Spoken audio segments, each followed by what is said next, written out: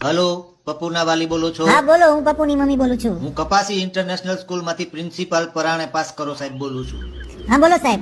બેન, તમે ધ્યાન નથી દેતા આ છોકરા. હા તો ધ્યાન દેવા તો તમને દીધો છે ને સાહેબ. શું છે હું ઈ કયો? અરે બેન, તમારે પણ ધ્યાન દેવું જોઈએ. આજે અમારા વિજ્ઞાનના સાહેબે એને પ્રશ્ન પૂછ્યો કે ગરોળી કોણ છે. મારા પપ્પુ પાસે જવાબ હોય જ, ઈ પાછો ન પડે શું સાહેબ. પાછો ન પડે? પપ્પુએ કીધું કે ગરોળી ઈ ગરીબ મગરમચ્છ છે. એને નાનપણમાં હરખું એની માએ ખાવા નથી દીધું એટલે નબળી રહી ગઈ છે. બરોબર છે ને સાહેબ, ઈ તો મગરમચ્છની માને ધ્યાન દેવું જોઈએ ને. જો મારા પપ્પુ કઈ ઘટે છે, ઈ જવાબદારી માયુની હોય સાહેબ.